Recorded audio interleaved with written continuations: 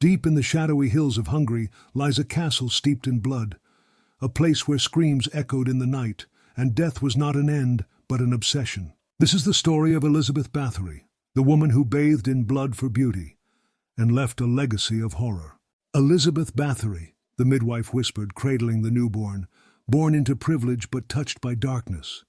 From the moment she took her first breath on August 7th, 1560, Elizabeth's life was destined to intertwine with cruelty. The young Elizabeth grew up in a world where brutality was not hidden, it was celebrated. From her bedroom, she could hear the agonizing screams of peasants punished in her family's dungeons, and she watched, wide-eyed, silent, absorbing every lash of the whip like it was a lullaby. It wasn't just the violence that shaped her. "Blood will heal her," an old healer muttered when Elizabeth had her first seizure. They brought her blood, fresh and warm from slaughtered animals.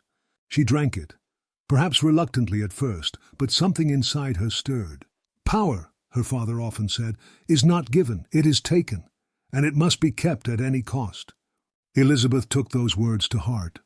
By 15, Elizabeth was married to Ferenc Nadasdy, a man as ruthless on the battlefield as she was in the halls of Countess castle. "This castle," Ferenc declared during their wedding, "is yours to rule. Do with it as you please." And she did. While Ferenc led armies, Elizabeth stayed behind, managing their vast estate. But her rule was far from just. "A servant who disobeys," she hissed once, gripping the arm of a trembling maid, "must learn through pain." The girl's scream echoed through the halls that night, and it wouldn't be the last. Ferenc, amused by her cruelty, gifted her an iron claw. "For the disobedient," he said with a smirk. But Elizabeth's imagination far surpassed his. Years later, after Ferenc's death in 1604, Elizabeth stood at her mirror, running her fingers over the faint lines on her face. "I'm aging," she whispered, her voice shaking. The thought terrified her. Then came the incident that changed everything. A maid, young and clumsy, tugged at Elizabeth's hair too harshly. "You fool!" Elizabeth screamed, slapping her across the face. Blood trickled from the girl's cheek onto Elizabeth's hand. For a moment she froze, staring at the red smear. She swore the skin where the blood touched looked smoother. "Could it be?" she murmured, her voice trembling with excitement. From that moment, her descent into madness began. Young girls from nearby villages were lured to the castle under promises of work and safety. Once they entered the gates, they vanished, lost to the shadows of Countess forever. "Bring her here," Elizabeth commanded one night, her voice as cold as the stone walls around her. Two guards dragged a trembling girl into the dimly lit chamber. Candles flickered, casting eerie shadows on the blood-stained floor. Elizabeth circled her victim like a predator. "Such soft skin," she whispered, trailing a finger down the girl's cheek. "But will it make me young?"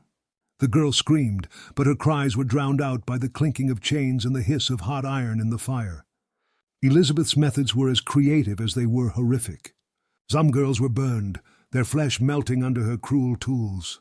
Others were stripped naked and forced to endure freezing water poured over them in the dead of winter until their bodies froze solid. In the summer, she tied them to stakes, smearing their bodies with honey and leaving them for insects to feast upon.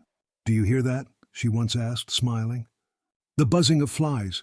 It's almost musical." But her most infamous act was reserved for the blood. "Drain her," she ordered one of her servants, gesturing to a pale, lifeless body. "I want it all."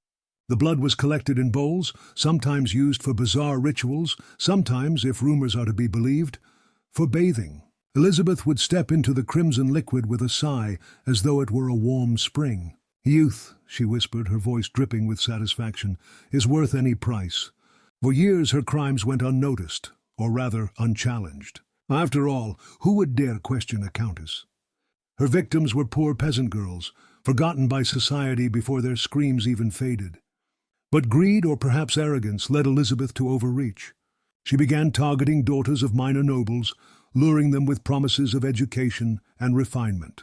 When noble families began to notice the disappearances, whispers turned into accusations. On a cold December night in 1610, a torchlit procession approached Countess castle. György Thurso, the Palatine of Hungary, had come to investigate. His soldiers stormed the castle, breaking into the dungeons below. What they found would haunt them forever. "God have mercy," one soldier muttered, recoiling at the sight. Bodies hung from chains, their faces frozen in terror. Some victims still clung to life, their wounds festering. Blood stained the floors, the walls, and even the tools scattered across the room. It was a scene from hell itself. Elizabeth was found in her chamber, calm and composed. "What is the meaning of this?" she asked coldly, as if the horrors below were nothing. Thurzo didn't answer. He simply ordered her arrest. Elizabeth's trial in 1611 was a spectacle. More than 300 witnesses came forward, detailing her crimes.